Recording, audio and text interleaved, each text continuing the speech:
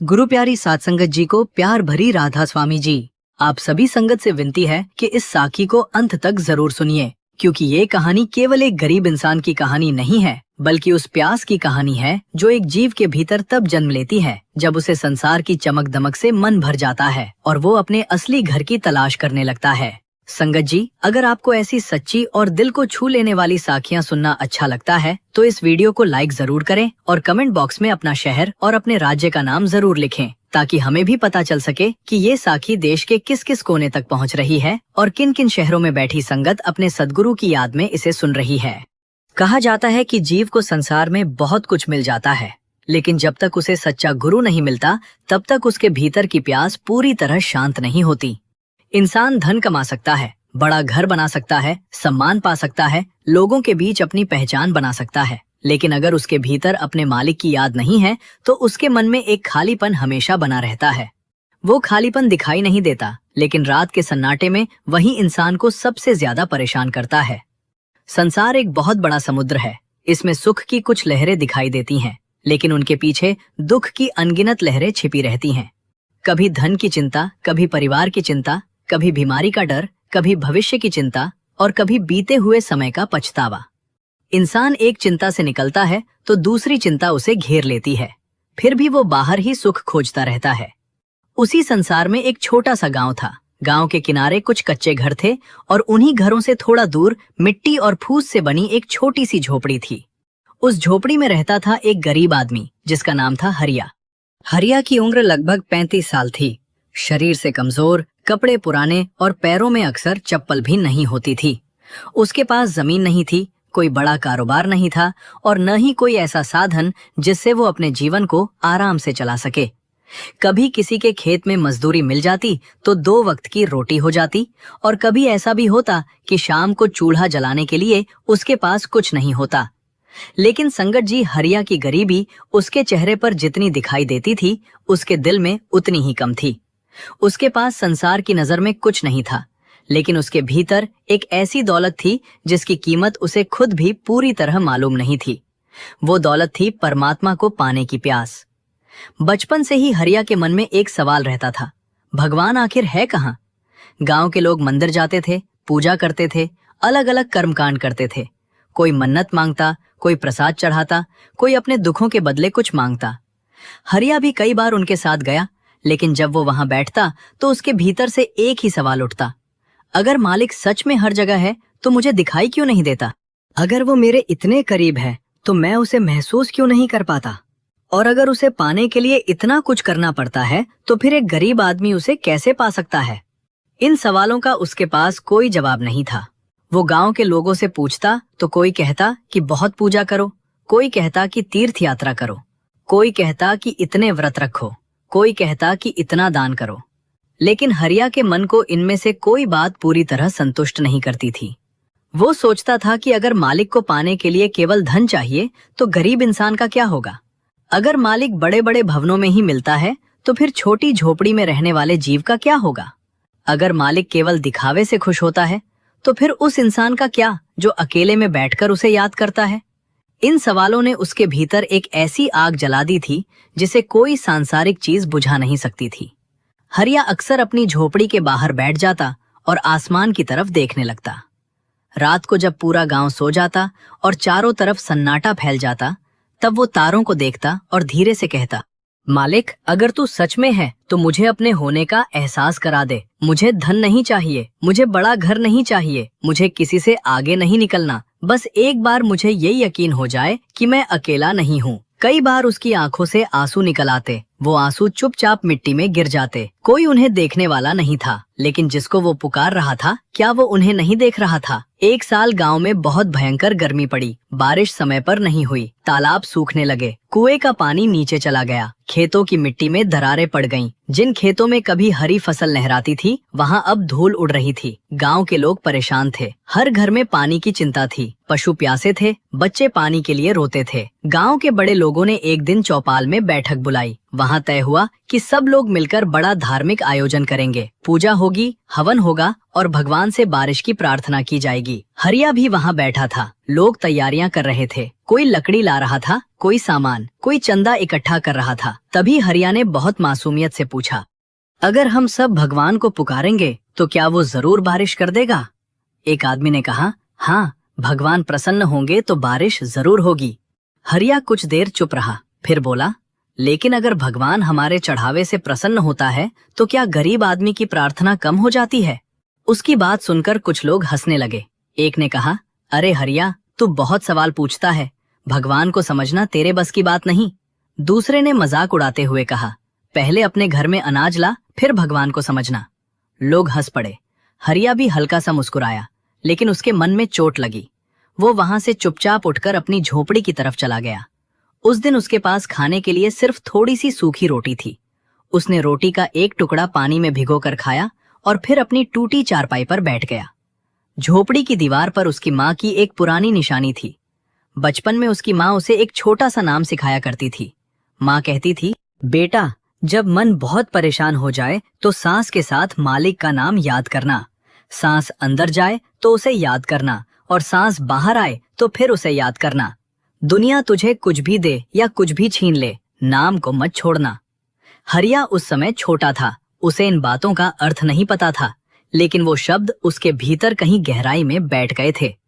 उस रात भी उसने आंखें बंद की और धीरे धीरे सांस पर ध्यान देना शुरू किया। सांस अंदर गई, उसने मन में नाम लिया। सांस बाहर आई, फिर नाम लिया। कुछ देर तक मन इधर उधर भागता रहा। कभी उसे भूख याद आती, कभी गांव वालों की बातें, कभी आने वाले दिन की चिंता, कभी माँ की याद, लेकिन वो हर बार मन को वापस नाम की तरफ ले आता। रात गहरी होती गई। बाहर गर्म हवा चल रही थी। झोपड़ी की फूस गर्मी से तप रही थी। फिर भी हरिया आंखें बंद किए बैठा रहा। धीरे धीरे उसके भीतर की बेचैनी कम होने लगी। उसे लगा जैसे उसके भीतर कोई बहुत शांत जगह है, जहां संसार की कोई आवाज नहीं पहुंचती। उसे समझ नहीं आया कि ये क्या हो रहा है, लेकिन उसने उस अनुभव को पकड़कर रखने की कोशिश नहीं की। वो बस नाम में बैठा रहा। अगले दिन भी उसने यही किया, फिर अगले दिन भी। धीरे धीरे ये उसकी आदत नहीं, बल्कि उसकी जरूरत बन गई। जिस दिन वह सिमरन नहीं करता, उस दिन उसे लगता जैसे कुछ छूट गया है। गांव वाले अब उसे और भी अजीब समझने लगे। कोई उसे देखकर कहता, देखो, हरिया फिर आंखें बंद करके बैठ गया। कोई कहता, काम धंधा नहीं करना, बस भगवान का नाम लेना है। लेकिन हरिया किसी से बहस नहीं करता। वो केवल मुस्कुराता और अपना काम करता। एक दिन दोपहर के समय गर्मी इतनी अधिक थी कि गांव की गलियां खाली हो गई थीं। पेड़ों के पत्ते तक झुलस रहे थे। दूर खेतों में मिट्टी से गर्म हवा उठ रही थी। हरिया अपनी झोपड़ी के अंदर बैठा था। उस दिन उसके पास पानी भी बहुत कम था। उसने घड़े में बचा थोड़ा सा पानी देखा और सोचा कि शायद शाम तक इसे बचाकर रखना पड़ेगा। फिर उसने आंखें बंद कर ली, सांस पर ध्यान लगाया, नाम को याद किया। कुछ देर बाद उसे लगा जैसे बाहर कोई खड़ा है। पहले उसने ध्यान नहीं दिया, फिर दरवाजे पर हल्की सी दस्तक हुई। हरिया ने आंखें खोली, दस्तक फिर हुई। वो उठा। उसने सोचा शायद कोई प्यासा राहगीर होगा। दरवाजा खोला तो सामने एक साधारण वेशभूषा में एक वृद्ध पुरुष खड़े थे। उनके कपड़े बहुत साधारण थे। चेहरे पर उम्र की रेखाएं थीं, लेकिन आंखों में ऐसी शांति थी जिसे हरिया ने पहले कभी नहीं देखा था। वृद्ध ने कुछ देर हरिया को देखा, फिर बहुत प्रेम से कहा, बेटा, पानी मिलेगा? हरिया ने बिना सोचे अपना घड़ा उठा लिया। उसमें बहुत थोड़ा पानी बचा था। वो जानता था कि अगर ये पानी दे दिया तो उसके पास शाम के लिए कुछ नहीं बचेगा। फिर भी उसने पूरा घड़ा उस वृद्ध की ओर बढ़ा दिया। वृद्ध ने पानी पिया। कुछ क्षण चुप रहे, फिर बोले, तूने अपना आखिरी पानी मुझे दे दिया? हरिया मुस्कुराया और बोला, आप प्यासे थे, मेरे पास पानी था, इसमें सोचने वाली क्या बात है? वृद्ध ने उसकी आंखों में देखा, बोले, और अगर शाम को तुझे खुद प्यास लगी तो? हरिया ने धीरे से कहा, जिसने आपको यहां भेजा है वो मेरी प्यास भी देख लेगा। वृद्ध के चेहरे पर हल्की मुस्कान आई। उन्होंने कहा, तू यही बात सच में मानता है? हरिया बोला, मैं नहीं जानता कि वो कहाँ है, लेकिन मुझे इतना लगता है कि अगर वो है तो वो मुझे देख रहा होगा। वृद्ध कुछ देर उसे देखते रहे, फिर बोले, हरिया, तू जिसको बाहर ढूंढ रहा है वो तेरे बहुत करीब है। हरिया का दिल अचानक तेज धड़कने लगा। उसने पूछा, आप कौन हैं? वृद्ध ने सीधा उत्तर नहीं दिया। उन्होंने कहा, तूने इतने दिनों से जिसे पुकारा है, क्या तू उसे पहचान पाएगा अगर वो तेरे सामने आ जाए? हरिया की आंखों में आंसू आ गए। वो बोला, मुझे नहीं पता। वृद्ध ने कहा, तुझे नाम याद है? हरिया ने सिर झुका दिया। बोला, मेरी माँ ने बचपन में सिखाया था, मैं बस वही करता हूं। वृद्ध बोले, तो उसी को पकड़ कर रख। सांस के साथ नाम को जोड़। मन भागे तो वापस ले आ। सुख मिले तो नाम, दुख मिले तो नाम। लोग प्रशंसा करें तो नाम, लोग निंदा करें तो भी नाम। तुझे दुनिया से लड़ने की जरूरत नहीं है, तुझे अपने मन को जीतना है। हरिया ध्यान से उनकी बातें सुन रहा था। वृद्ध आगे बोले, तू भगवान को बाहर मत ढूंढ, पहले अपने भीतर उस जगह को साफ कर जहां तूने संसार की इतनी आवाजें भर रखी हैं कि मालिक की आवाज सुनाई ही नहीं देती। हरिया की आंखों से आंसू बहने लगे। उसने पूछा, क्या मैं मा सकता हूं? वृद्ध ने कहा, जिसकी तलाश में तू रो रहा है वो तुझसे दूर कैसे हो सकता है? हरिया ने उनके चरणों की तरफ देखा। उसके भीतर एक अजीब सी कंपकंपी उठी। उसे लगा जैसे वो इस व्यक्ति को कहीं से जानता है, लेकिन याद नहीं आ रहा था कि कहां से। वृद्ध ने उसके सिर पर हाथ रखा। उस स्पर्श के साथ ही हरिया के भीतर जैसे कोई बंद दरवाजा खुल गया। उसने आंखें बंद कर ली। कुछ क्षण के लिए उसे ऐसा लगा जैसे पूरी झोपड़ी प्रकाश से भर गई हो। वो प्रकाश आंखों से दिखाई नहीं दे रहा था, बल्कि भीतर महसूस हो रहा था। उसका शरीर वहीं था, लेकिन मन जैसे किसी गहरी शांति में उतर गया था। उसे लगा जैसे किसी ने उसके भीतर कह दिया हो, तू अकेला नहीं है। हरिया की आंखों से आंसू बहते रहे। जब उसने आंखें खोली तो वो वृद्ध वहां नहीं थे। हरिया घबरा कर बाहर आया। उसने चारों तरफ देखा। गली खाली थी, दूर तक कोई दिखाई नहीं दे रहा था। उसने गांव के रास्ते पर देखा, वहां भी कोई नहीं था। वो वापस अपनी झोपड़ी में आया। उसका मन कह रहा था कि ये कोई साधारण मुलाकात नहीं थी। उस दिन के बाद हरिया के जीवन में एक नया अध्याय शुरू हुआ। अब वो पहले की तरह केवल नाम नहीं लेता था। अब वो हर सांस को उसी याद से जोड़ने लगा। सुबह उठता तो नाम, काम करने जाता तो नाम, रोटी खाता तो नाम, थक कर लौटता तो नाम, रात को सोने से पहले नाम। धीरे धीरे उसे महसूस होने लगा कि सिमरन केवल आंखें बंद करके बैठने का नाम नहीं है। सिमरन तो उसके पूरे जीवन में उतर रहा है। पहले उसे छोटी छोटी बातों पर गुस्सा आता था, अब वो गुस्सा आने पर चुप हो जाता। पहले कोई उसका मजाक उड़ाता तो उसे दुख होता था, अब वो मन में नाम लेता और बात छोड़ देता। पहले वो भविष्य को लेकर परेशान रहता था, अब वो कहता, जिसने आज की सांस दी है वही अगली सांस का भी मालिक है। गांव के लोगों ने उसके इस बदलाव को महसूस करना शुरू कर दिया। एक पड़ोसी जिसका नाम दीनानाथ था, एक दिन उसके पास आया। दीनानाथ ने पूछा, हरिया, तू पहले जैसा क्यों नहीं रहा? हरिया मुस्कुराया, बोला, मैं पहले भी वही था, बस अब मुझे अपने भीतर बैठी हुई बेचैनी दिखाई देने लगी है। दीनानाथ ने कहा, तू करता क्या है? हरिया ने कहा, कुछ खास नहीं, बस सांस के साथ नाम को याद करता हूं।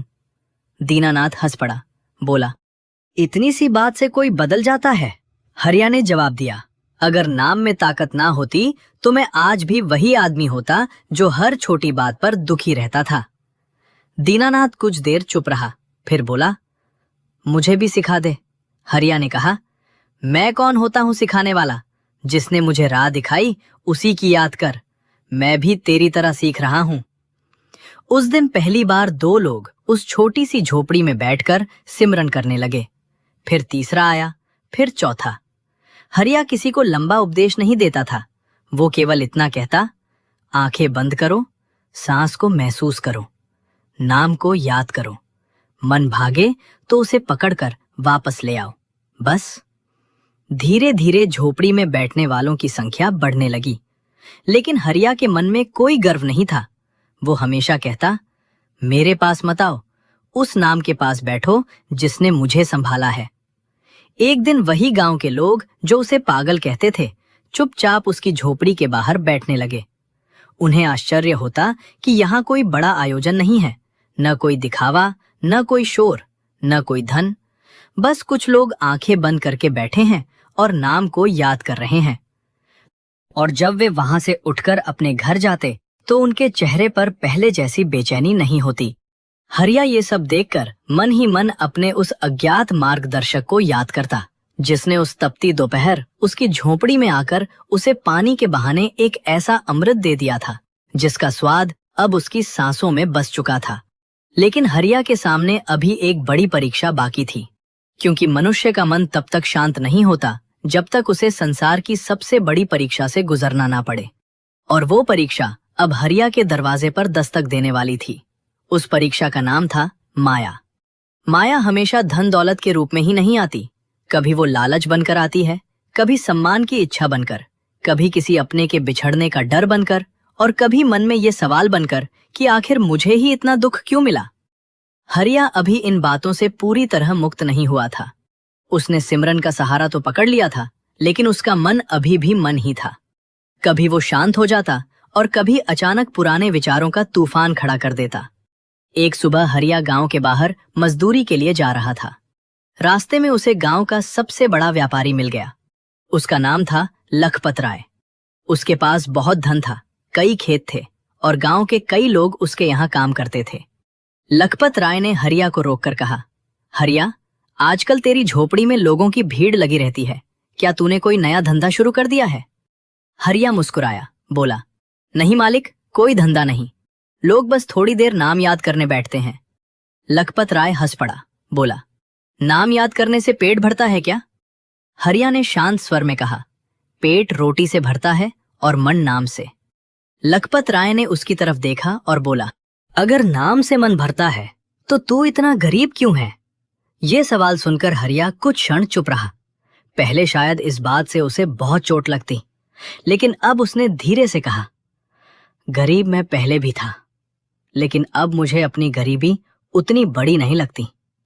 लखपत राय बोला, अगर मैं तुझे इतना पैसा दे दूं कि तेरी झोपड़ी की जगह पक्का मकान बन जाए, अच्छे कपड़े आ जाएं और तुझे जिंदगी भर मजदूरी न करनी पड़े, तब? हरिया ने उसकी तरफ देखा। एक पल के लिए उसके मन में सचमुच विचार आया, अगर ऐसा हो जाए तो कितना अच्छा होगा। बारिश में झोपड़ी नहीं टपकेगी, सर्दी में ठंडी हवा अंदर नहीं आएगी, भूखे दिन नहीं देखने पड़ेंगे। लेकिन अगले ही क्षण उसे उस वृद्ध का चेहरा याद आया। उसे वो बात याद आई, जिसे बाहर ढूंढ रहा है वो तेरे बहुत करीब है। हरिया ने कहा, सेठ जी, पैसा बुरा नहीं है, लेकिन अगर उसके बदले मुझे अपना नाम छोड़ना पड़े तो वो सौदा मेरे लिए महंगा है। लखपत राय ने कहा, तू पागल है? हरिया मुस्कुराया, हो सकता है, लेकिन अब मैं उस पागलपन को छोड़ना नहीं चाहता। लखपत राय वहां से चला गया, लेकिन हरिया के मन में हलचल शुरू हो चुकी थी। वो खेत में मजदूरी करता रहा, मगर भीतर से बार बार वही विचार आता रहा, अगर सचमुच मेरे पास पैसा होता तो क्या मैं फिर भी सिमरन करता? क्या मैं फिर भी इतना शांत रहता? क्या गरीबी ने ही मुझे मालिक की याद दिलाई है? और अगर कल मेरे पास बहुत धन आ गया तो क्या मैं उसे भूल जाऊंगा? ये विचार उसके मन को परेशान करने लगे। शाम को वो अपनी झोपड़ी में आया। उसने खाना नहीं खाया, चारपाई पर बैठ गया और आंखें बंद कर ली। लेकिन आज मन सिमरन में नहीं लग रहा था। एक विचार आता, दूसरा उसे काट देता। कभी उसे लगता कि उसे धन स्वीकार कर लेना चाहिए, कभी लगता कि धन उसके रास्ते की सबसे बड़ी बाधा बन जाएगा। काफी देर तक संघर्ष चलता रहा। फिर उसने धीरे से कहा, मालिक, मैं बहुत कमजोर हूं, अगर मेरी परीक्षा लेनी है तो मुझे संभालना भी। उस रात वो बहुत देर तक सिमरन करता रहा। धीरे धीरे मन शांत हुआ। उसे भीतर से जैसे कोई उत्तर मिला, धन से मत भाग, धन को अपना मालिक मत बना। हरिया ने आंखें खोल दी। उसे बात समझ में आ गई। संसार छोड़ना जरूरी नहीं था, संसार को अपने भीतर से निकालना जरूरी था। उस दिन से हरिया ने एक नया नियम बना लिया, जो काम मिले ईमानदारी से करेगा, जो कमाएगा उसमें से जरूरत भर रखेगा, और अगर कभी किसी जरूरतमंद को मदद की जरूरत हुई तो अपनी क्षमता के अनुसार जरूर करेगा। उसने कभी किसी को ये नहीं कहा कि पैसा बुरा है। वो केवल इतना कहता, पैसा हाथ में रहे तो ठीक है, लेकिन अगर पैसा दिल में बैठ जाए तो इंसान गरीब हो जाता है। धीरे धीरे उसकी बात गांव में फैलने लगी, लेकिन जहां किसी की अच्छाई की चर्चा होती है, वहां किसी न किसी को उससे परेशानी भी होने लगती है। गांव में एक आदमी था जिसका नाम था रतन। रतन को यह अच्छा नहीं लगता था कि लोग हरिया की झोपड़ी में बैठते हैं। उसे लगता था कि हरिया की वजह से गांव में उसकी अपनी प्रतिष्ठा कम हो रही है। एक दिन उसने कुछ लोगों के सामने कहा, हरिया कोई संत नहीं है। कल तक खुद मजदूरी मांगता था और आज लोगों को ज्ञान बांट रहा है। दूसरे ने कहा, सही बात है, अगर सच में उसे कुछ मिला है तो दिखाए कोई चमत्कार। रतन बोला, चमत्कार तो छोड़ो, पहले अपने घर का चूल्हा ठीक से जलाकर दिखाए। कुछ लोग हंस पड़े। ये बात हरिया तक भी पहुंची। दीनानाथ ने आकर कहा, तू जवाब क्यों नहीं देता? हरिया बोला, किस बात का जवाब? दीनानाथ ने कहा, जो लोग तेरी निंदा करते हैं। हरिया मुस्कुराया, बोला, अगर कोई मेरे घर के बाहर आकर मुझे गाली दे और मैं दरवाजा ना खोलूं तो गाली अंदर कैसे आएगी? दीनानाथ कुछ पल उसे देखता रहा। हरिया ने कहा, मन का दरवाजा भी ऐसा ही है, हर आवाज को भीतर आने देना जरूरी नहीं। लेकिन रतन की बात यहीं खत्म नहीं हुई। कुछ दिनों बाद गांव में एक नई समस्या खड़ी हो गई। बारिश आखिरकार आई, लेकिन इतनी तेज आई कि गांव के पास की छोटी नदी उफान पर आ गई। कई कच्चे घरों में पानी भरने लगा।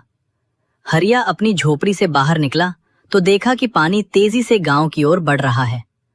लोग घबराकर सामान उठाने लगे और तभी एक घर से चीख सुनाई दी। एक बच्चा अंदर फंस गया था। लोग पानी के डर से आगे नहीं बढ़ रहे थे। हरिया ने बिना कुछ सोचे अपनी कमर तक पानी में उतरकर उस घर की तरफ कदम बढ़ाए। दीनानाथ चिल्लाया, हरिया मत जा, पानी बहुत तेज है। लेकिन हरिया आगे बढ़ता गया। वो घर तक पहुंचा। अंदर बच्चा रो रहा था। हरिया ने उसे उठाया और अपने सीने से लगा लिया। वापस आते समय पानी का बहाव और तेज हो चुका था। एक पल के लिए उसका पैर फिसला। बच्चा उसके हाथ से लगभग छूट गया। हरिया ने उसे और कसकर पकड़ लिया। उस क्षण उसके मुंह से अपने आप नाम निकला।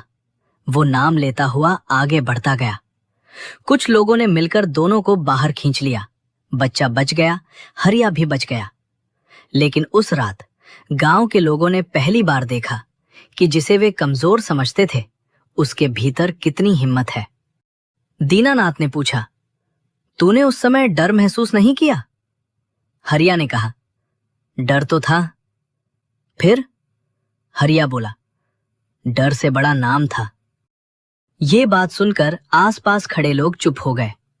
उस घटना के बाद रतन भी कुछ बदल गया, लेकिन उसके मन का अहंकार अभी पूरी तरह नहीं गया था। एक दिन वह हरिया के पास आया और बोला, मुझे भी वो नाम बता दे जिससे तू इतना शांत रहता है। हरिया ने कहा, नाम मैं क्या बताऊं?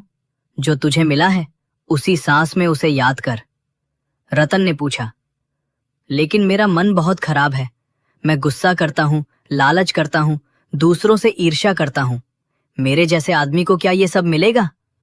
हरिया ने कहा, अगर गंदे कपड़े वाला आदमी नदी में नहाने से पहले कपड़े साफ होने का इंतजार करे तो वो कभी नहाएगा ही नहीं। पहले मन साफ होना जरूरी नहीं, पहले नाम पकड़ना जरूरी है। नाम मन को धीरे धीरे साफ करता है। रतन ने उसी दिन पहली बार हरिया के साथ बैठकर सिमरन किया। कुछ मिनट बाद ही उसने आंखें खोल दी। बोला, मुझसे नहीं होगा। हरिया ने कहा, क्यों? रतन बोला, मन भागता है। हरिया हंसकर बोला, मेरा भी भागता है। रतन ने हैरानी से पूछा, तेरा भी? हरिया बोला, हाँ, फर्क बस इतना है कि पहले मैं मन के पीछे भागता था, अब मन के पीछे नहीं भागता। जब वो जाता है मैं उसे वापस नाम के पास ले आता हूँ। ये बात रतन के मन में बैठ गई। उस दिन के बाद वो धीरे धीरे बदलने लगा, लेकिन हरिया की असली परीक्षा अभी बाकी थी। एक शाम हरिया खेत से लौट रहा था। रास्ते में उसे एक आदमी मिला जो शहर से आया था। उसने बताया कि हरिया के लिए शहर में एक अच्छा काम मिल सकता है, मजदूरी से कई गुना अधिक पैसे, पक्का कमरा, अच्छा भोजन और आगे बढ़ने का अवसर। हरिया का मन फिर डगमगा गया। उसने सोचा, शायद ये मालिक की ही कृपा है। शायद अब मुझे अपने जीवन को बदलने का मौका मिल रहा है। लेकिन उसके भीतर एक डर भी था। अगर मैं शहर चला गया तो सिमरन का क्या होगा? अगर वहां काम में इतना उलझ गया कि नाम भूल गया तो? उस रात उसने फैसला नहीं किया। वो अपनी झोपड़ी के बाहर बैठ गया। आकाश में बादल थे, हवा में मिट्टी की खुशबू थी। उसने आंखें बंद की और नाम का सिमरन शुरू किया। कुछ देर बाद वही शांति उतरने लगी, लेकिन इस बार कोई दृश्य नहीं आया, कोई आवाज नहीं आई, कोई चमत्कार नहीं हुआ। फिर भी उसके भीतर एक बात स्पष्ट हो गई, मंजिल जगह बदलने से नहीं बदलती। अगर नाम साथ है तो शहर भी रास्ता है, अगर नाम छूट गया तो झोपड़ी भी संसार बन जाएगी। अगली सुबह हरिया ने शहर जाने का फैसला किया, लेकिन जाने से पहले उसने अपनी झोपड़ी को देखा। वहां वही टूटी चारपाई थी, वही मिट्टी की दीवारें, वही छोटा घड़ा और वही कोना जहां बैठकर उसने पहली बार सिमरन किया था। उसने हाथ जोड़कर मन में कहा, मालिक, अगर तू सच में मेरे साथ है तो मुझे जहां भेज रहा है वहां भी अपना नाम मत छीनना। वो शहर चला गया। शहर उसके गांव से बिल्कुल अलग था। ऊंची इमारतें, तेज आवाजें, भागते हुए लोग, हर तरफ काम और काम। हर किसी के पास समय कम था।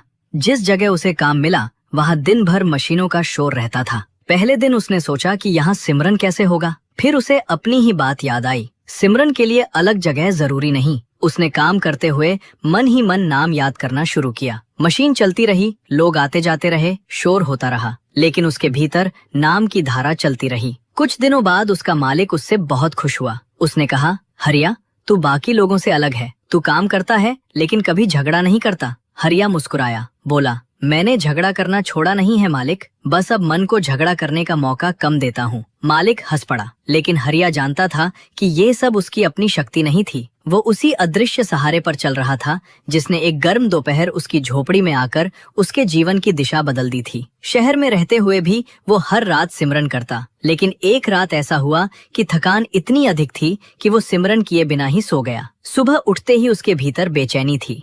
उसे लगा जैसे वो अपने किसी बहुत प्रिय व्यक्ति से मिलने नहीं गया। उस दिन काम करते समय भी मन भारी रहा। शाम को उसने जैसे ही आंखें बंद की, उसे वही वृद्ध दिखाई दिए। वही शांत आंखें, वही चेहरा, वही प्रेम। वृद्ध ने कुछ नहीं कहा, सिर्फ उसे देखा। हरिया की आंखें खुल गईं। उसकी आंखों से आंसू बहने लगे। वो समझ गया, सिमरन किसी नियम की तरह नहीं था। वो उसके और उसके सद्गुरु के बीच का संबंध बन चुका था।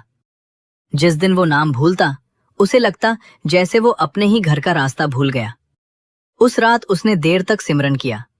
धीरे धीरे उसे भीतर एक हल्की रोशनी दिखाई देने लगी।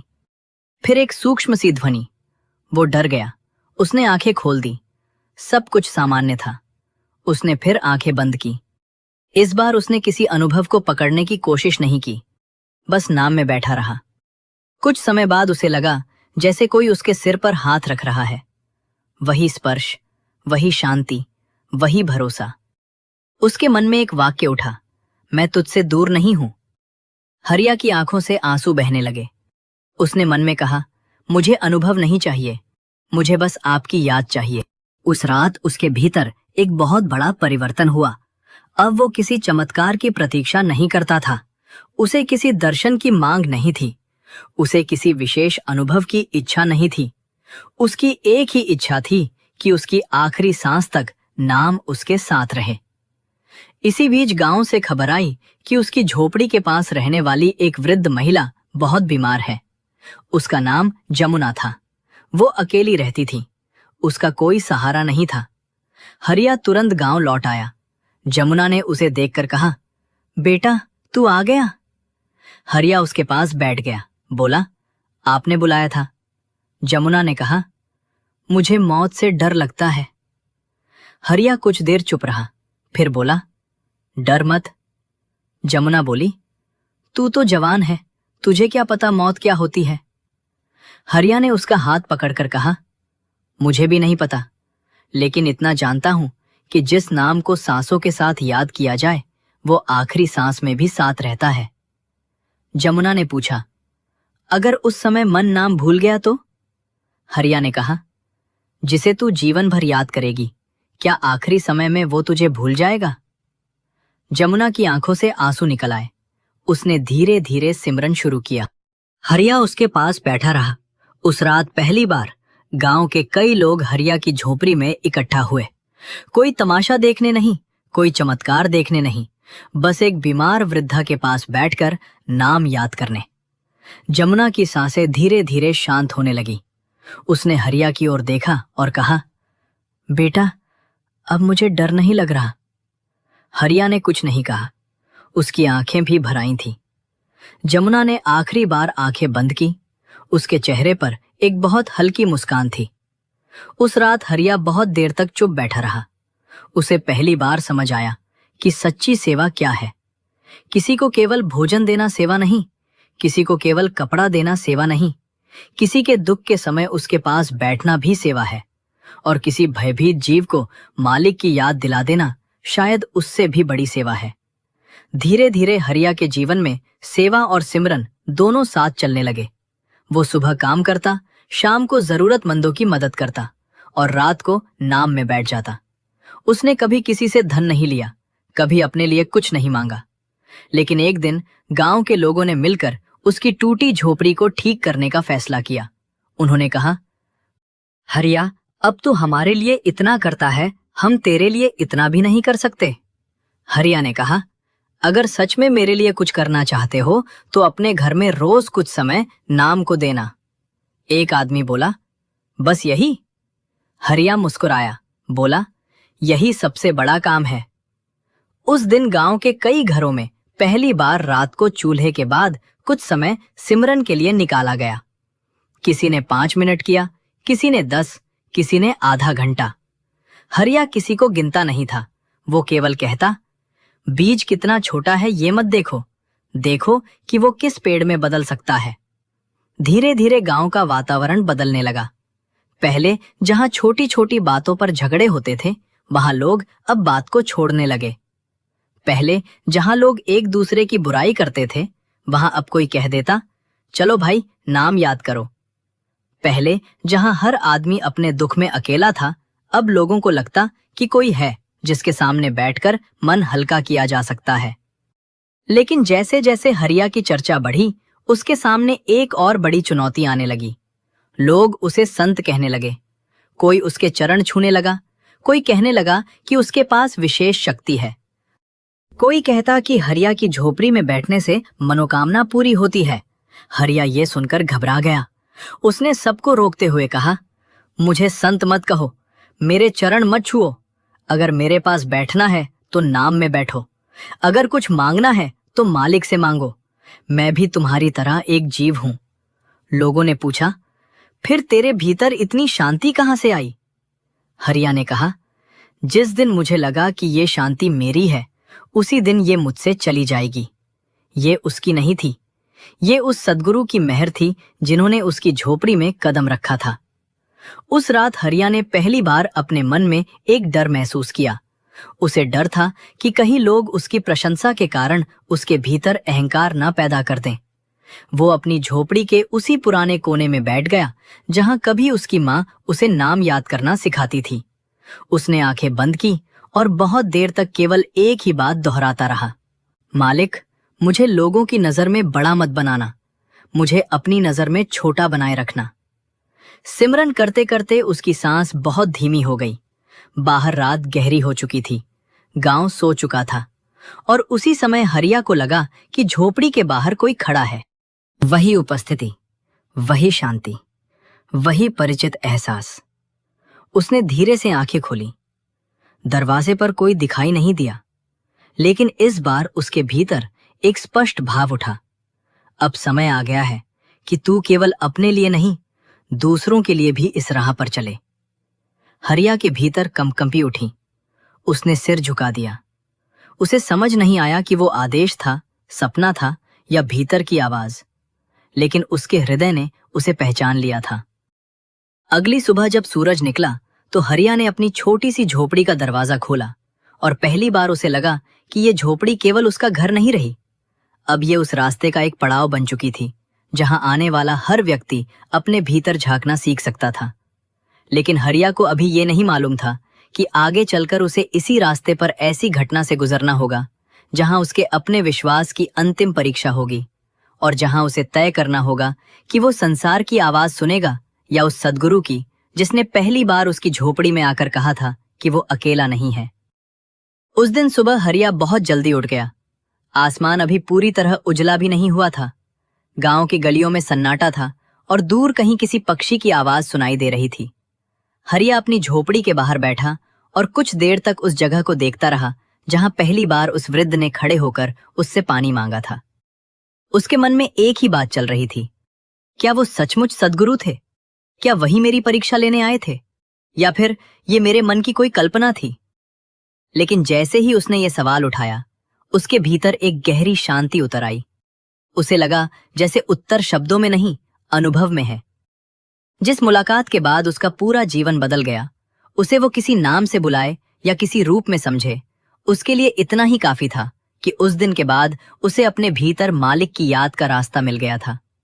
उसने आंखें बंद की और सिमरन शुरू किया। सांस अंदर, नाम, सांस बाहर, नाम। कुछ देर बाद उसके मन में विचार उठा, अगर सद्गुरु ने मुझे लोगों के बीच जाने का आदेश दिया है तो क्या मुझे अपनी साधना छोड़ देनी चाहिए? तुरंत भीतर से दूसरा भाव आया, साधना छोड़नी नहीं है, साधना को जीवन बनाना है। हरिया ने आंखें खोली। उसे लगा जैसे उसके सामने रास्ता साफ हो गया है। अब वो केवल अपनी झोपड़ी में बैठकर सिमरन करने वाला व्यक्ति नहीं था। उसे जहां भी अवसर मिलता वो लोगों को यही सरल बात बताता कि अपने भीतर लौटो, नाम को पकड़ो और अपने मन को मालिक की याद में लगाओ। लेकिन उसने कभी अपने आप को गुरु नहीं कहा। वो हमेशा कहता, मैं रास्ता दिखाने वाला भी नहीं हूं, मैं तो खुद रास्ते पर चलने वाला हूं।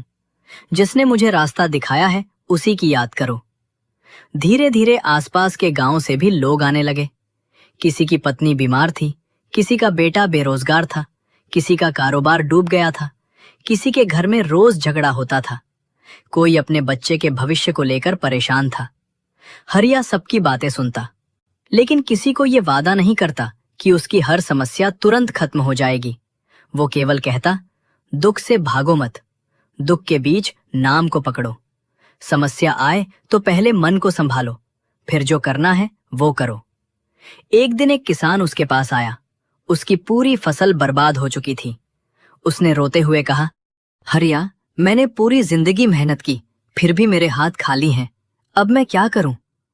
हरिया ने उसका हाथ पकड़ा और कहा, पहले रो ले। किसान ने उसकी तरफ देखा।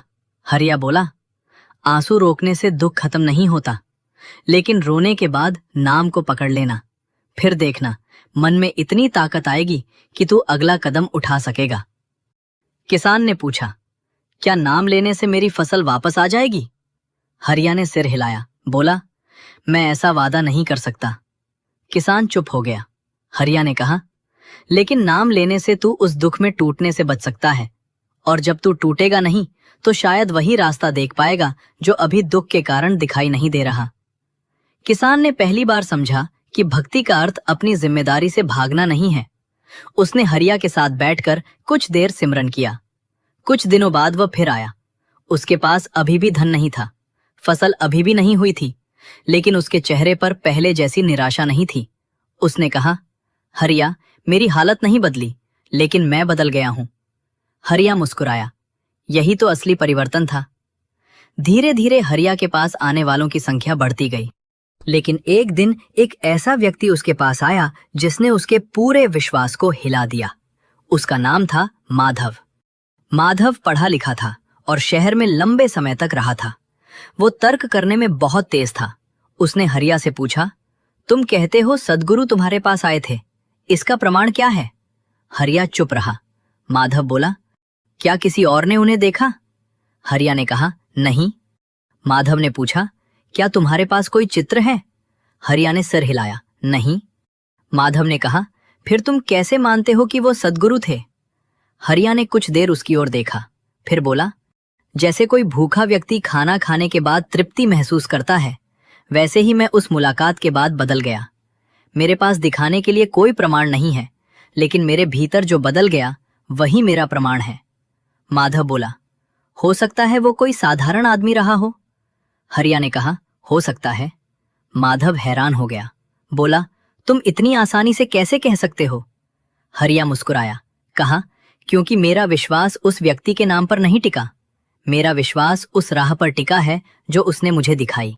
माधव पहली बार चुप हो गया। हरिया ने कहा, अगर तू मुझे गलत साबित कर देगा तो भी मैं नाम लेना नहीं छोड़ूंगा, क्योंकि नाम ने मुझे उस समय संभाला जब मेरे पास कोई नहीं था। माधव ने उस दिन कोई उत्तर नहीं दिया, लेकिन वो जाते जाते हरिया की ओर ऐसे देख रहा था जैसे उसके भीतर कोई प्रश्न जन्म ले चुका हो। समय बीतता गया। हरिया की झोपड़ी अब सचमुच एक छोटा सा सत्संग स्थल बन गई थी, लेकिन वहां कोई बड़ा मंच नहीं था, कोई सजावट नहीं थी, कोई ऊंची कुर्सी नहीं। लोग जमीन पर बैठते, हरिया भी उन्हीं के बीच बैठता। वो कहता, जिस दिन तुम मुझे बाकी लोगों से ऊपर बैठाओगे उसी दिन मेरी बात का असर कम हो जाएगा। एक दिन किसी ने उससे कहा, आपके लिए एक बड़ा भवन बनवा देते हैं। हरिया ने मना कर दिया, बोला, अगर भवन बनाना है तो गरीबों के लिए बनाओ, अगर जगह बनानी है तो ऐसी बनाओ जहां भूखा इंसान खाना खा सके, अगर सेवा करनी है तो बीमार की सेवा करो। मेरी झोपड़ी को बड़ा करके क्या होगा? वो झोपड़ी तो पहले ही बड़ी है, क्योंकि यहां नाम लिया जाता है। उसकी ये बात सुनकर कई लोगों की आंखें नम हो गईं, लेकिन हरिया की अपनी साधना और भी गहरी होती जा रही थी।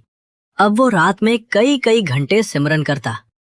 कभी कभी उसे लगता कि शरीर हल्का हो गया है, कभी भीतर प्रकाश की झलक मिलती, कभी कोई सूक्ष्म ध्वनि सुनाई देती, लेकिन उसने इन अनुभवों को अपना लक्ष्य नहीं बनाया।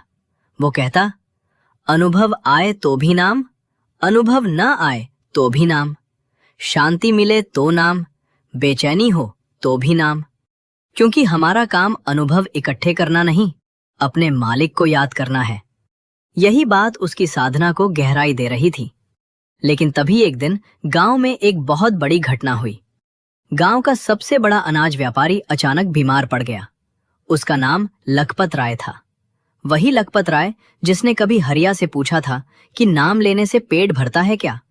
अब वो गंभीर बीमारी से बिस्तर पर था। डॉक्टरों ने हाथ खड़े कर दिए, घर में रोना शुरू हो गया। उसकी पत्नी ने किसी से कहा, हरिया को बुलाओ।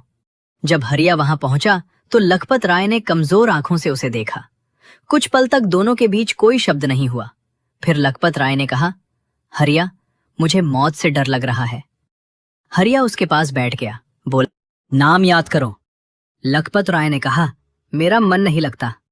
हरिया बोला, मन का लगना जरूरी नहीं, नाम लेना जरूरी है। लखपत राय की आंखों से आंसू निकल आए। उसने कहा, मैंने जिंदगी भर धन जमा किया, लेकिन आज मेरे पास कुछ भी काम नहीं आ रहा। हरिया ने कहा, धन ने तेरा साथ छोड़ा नहीं है, लेकिन अब तुझे पता चल रहा है कि उसकी सीमा कहां तक है। लखपत राय बोला, क्या मुझे माफ किया जा सकता है? हरिया ने उसका हाथ पकड़ लिया, बोला, जिससे तू माफी मांगना चाहता है वो तेरे भीतर ही है। नाम ले और मन से कह कि मुझे अपनी शरण में रख। लखपत राय ने पहली बार आंखें बंद की। उसने नाम लेना शुरू किया। उस रात हरिया उसके पास बैठा रहा। सुबह लखपत राय की हालत कुछ बेहतर हुई। डॉक्टर भी हैरान थे, लेकिन हरिया ने इसे कोई चमत्कार नहीं कहा। उसने केवल कहा, जो हुआ मालिक की मर्जी से हुआ। कुछ दिन बाद लखपत राय धीरे धीरे स्वस्थ होने लगा। उसने हरिया से कहा, मैंने तुझे गरीब समझा था, आज समझ आया कि गरीब मैं था। हरिया बोला, सेठ जी, अब ऐसा मत कहो। लखपत राय ने कहा, नहीं हरिया, मेरे पास सब कुछ था, लेकिन मन खाली था। तेरे पास कुछ नहीं था, फिर भी तू भीतर से भरा हुआ था। उस दिन लखपत राय ने अपने धन का बड़ा हिस्सा गांव के गरीबों की सेवा के लिए देना शुरू किया। लेकिन हरिया ने उससे कहा, सेवा करते समय किसी पर एहसान मत करना, जिसे दे रहे हो उसे अपना भाई समझकर देना। लखपत राय ने सिर झुका दिया। ये घटना पूरे गांव में फैल गई। लोगों ने कहना शुरू किया कि हरिया के पास कोई शक्ति है। हरिया ने फिर सबको समझाया, मेरे पास कोई शक्ति नहीं, जिस शक्ति ने मुझे संभाला वही तुम्हें भी संभाल सकती है। लेकिन लोग चमत्कार सुनना चाहते थे। वे अनुभव सुनना चाहते थे। वे चाहते थे कि हरिया उन्हें कोई ऐसी बात बताए जिससे उनका जीवन तुरंत बदल जाए। हरिया कहता, तुम चमत्कार क्यों खोजते हो? सुबह आंख खुलना चमत्कार है, सांस चलना चमत्कार है, किसी दुखी को देखकर उसके पास बैठ जाना चमत्कार है, माफ कर देना चमत्कार है, मन के गुस्से के बावजूद शांत रह जाना चमत्कार है, और सबसे बड़ा चमत्कार यह है कि मनुष्य को नाम याद करने की इच्छा हो जाए। लेकिन हरिया को जल्द ही समझ आ गया कि प्रसिद्धि से बचना आसान नहीं। लोग दूर दूर से आने लगे। कई लोग उसके पैर छूते, कई उसके घर के बाहर रात गुजारते। किसी ने उसके नाम पर चंदा इकट्ठा करना शुरू कर दिया। जब हरिया को यह पता चला तो उसने सबको बुलाकर कहा, मेरे नाम पर एक पैसा भी मत लेना। अगर किसी को देना है तो किसी जरूरतमंद को दो। अगर मेरे लिए कुछ करना है तो अपने मन को नाम में लगाओ। उसने अपनी झोपड़ी के बाहर एक मिट्टी की पट्टी पर बस इतना लिखवा दिया, यहाँ किसी इंसान की नहीं, मालिक की याद की जाती है। ये बात लोगों के दिल में उतर गई। लेकिन तभी हरिया के जीवन में सबसे कठिन घटना आई। उसका अपना छोटा भाई गोपाल, जो वर्षों पहले उससे अलग होकर शहर चला गया था, अचानक गांव वापस आया। गोपाल ने हरिया को देखा तो गुस्से में बोला, तूने मुझे कभी बुलाया क्यों नहीं? हरिया चौंक गया। उसने कहा, तू तो खुद चला गया था। गोपाल बोला, मुझे लगा था कि तू मेरे बिना भी खुश रहेगा। हरिया ने उसे गले लगा लिया, लेकिन गोपाल के मन में पुरानी शिकायतें थीं। उसने कहा, जब माँ बीमार थी तब मैं शहर में था, तूने मुझे खबर क्यों नहीं भेजी? हरिया की आंखें भर आईं। बोला, मैंने भेजी थी। गोपाल बोला, मुझे नहीं मिली। दोनों भाइयों के बीच वर्षों की गलतफहमी सामने आ गई। हरिया ने कहा, भाई, जो बीत गया उसे वापस नहीं ला सकते। गोपाल बोला, लेकिन मैं तुझे माफ नहीं कर सकता।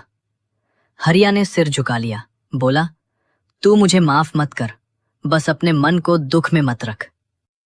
उस रात गोपाल हरिया की झोपड़ी के बाहर बैठा रहा। अंदर हरिया सिमरन कर रहा था। गोपाल ने पहली बार उसकी सांसों की लय सुनी।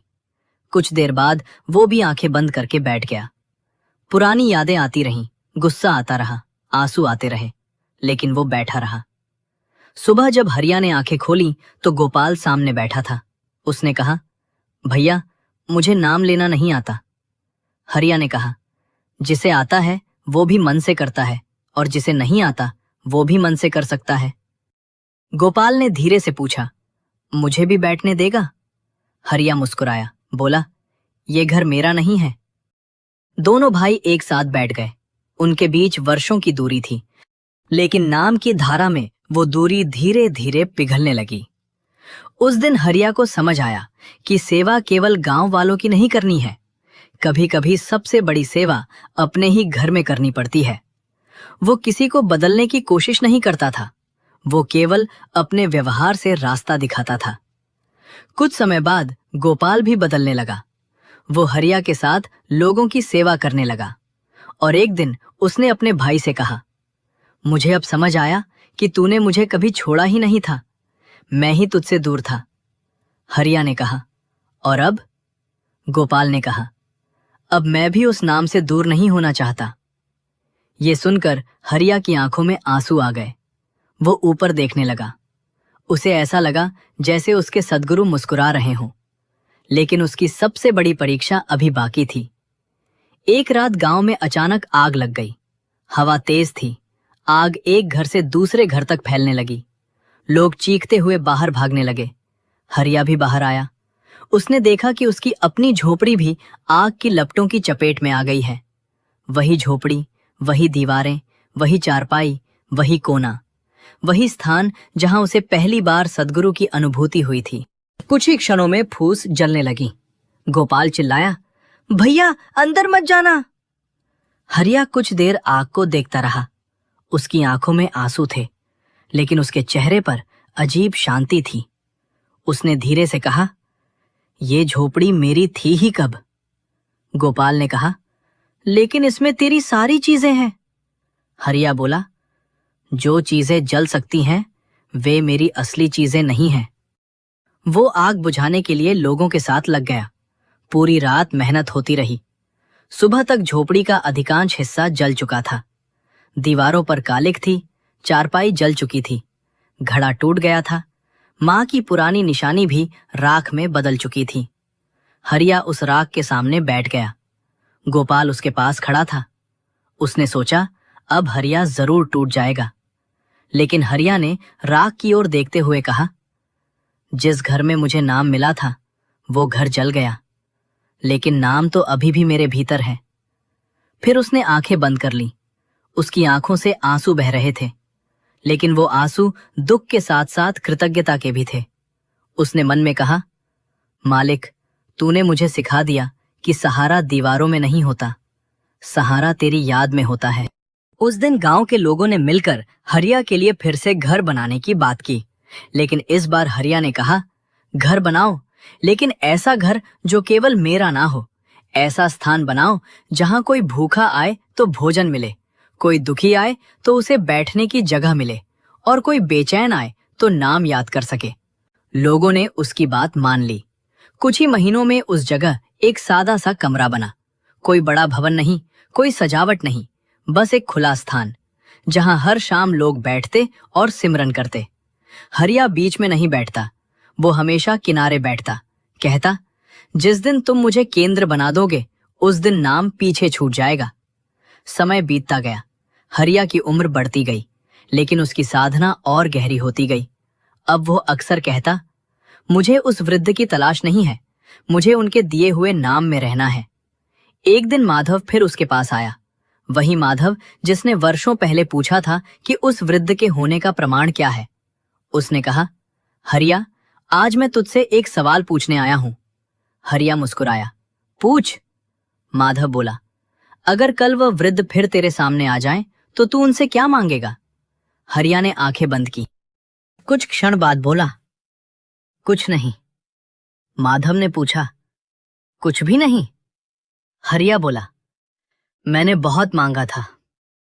अब समझ आया कि मांगने वाला और देने वाला जब एक हो जाए तो मांगने के लिए कुछ बचता नहीं।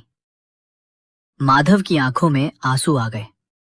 उसने पहली बार हरिया के सामने सिर झुका दिया। फिर धीरे से बोला, मुझे भी उस राह पर चलना है। हरिया ने उसका हाथ पकड़ लिया।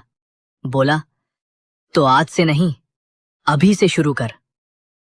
दोनों जमीन पर बैठ गए, आंखें बंद की, और कुछ देर बाद वहां बैठे बाकी लोग भी शांत हो गए। पूरा कमरा जैसे एक ही सांस में बदल गया। कोई किसी से बड़ा नहीं था, कोई किसी से छोटा नहीं था, बस नाम था। और उस नाम में बैठी हुई वो याद थी जिसने एक गरीब मजदूर की छोटी सी झोपड़ी को भीतर से इतना विशाल बना दिया था कि उसमें पूरे गांव के दुख समाने लगे थे। लेकिन उसी समय हरिया के भीतर एक और अनुभव जन्म लेने वाला था। वो अनुभव जिसके बाद उसे पहली बार स्पष्ट रूप से ये एहसास होने वाला था कि जिस सद्गुरु को वो वर्षों से अपनी याद में खोज रहा था, वो केवल उसकी स्मृति में नहीं थे, वे उसकी हर सांस के साथ चल रहे थे। और एक रात जब पूरा गांव सो चुका था, हरिया अपनी साधना में बैठा तो उसके सामने वही परिचित प्रकाश प्रकट हुआ। इस बार प्रकाश पहले से कहीं अधिक स्पष्ट था। उस प्रकाश के बीच एक आकृति दिखाई दी, वही शांत चेहरा, वही आंखें, वही करुणा। हरिया का शरीर कांप उठा। उसने आंखें खोलना चाही, लेकिन जैसे भीतर से आवाज आई, डर मत। हरिया की आंखों से आंसू बह निकले। वो भीतर ही भीतर उनके चरणों में झुक गया। उसने कहा, मैंने आपको बहुत याद किया। उत्तर आया, मैंने तुझे कभी छोड़ा ही नहीं। हरिया की सांस रुक सी गई। उसने कहा, लेकिन इतने साल आप दिखाई क्यों नहीं दिए? उत्तर मिला, क्योंकि तू मुझे बाहर ढूंढ रहा था। हरिया रो पड़ा। उसने कहा, अब क्या करूं? वो आवाज आई, जिस नाम ने तुझे संभाला उसी में रह, सेवा करता रह, किसी को अपने से छोटा मत समझ। और जब कोई दुखी होकर तेरी झोपड़ी के दरवाजे पर आए तो उसे अपने पास नहीं, मेरे पास भेजना। हरिया ने सिर झुका दिया। उसके भीतर एक ऐसी शांति उतरी जिसे वो शब्दों में नहीं बता सकता था। फिर वो प्रकाश धीरे धीरे विलीन होने लगा। हरिया ने आंखें खोली। झोपड़ी में कोई नहीं था, लेकिन इस बार उसे किसी प्रमाण की जरूरत नहीं थी। उसने हाथ जोड़कर कहा, अब मुझे कुछ नहीं चाहिए, सिर्फ इतना कि आखिरी सांस तक ये नाम मेरे साथ रहे। उस रात के बाद हरिया का जीवन पूरी तरह बदल गया। वो पहले से भी अधिक शांत हो गया।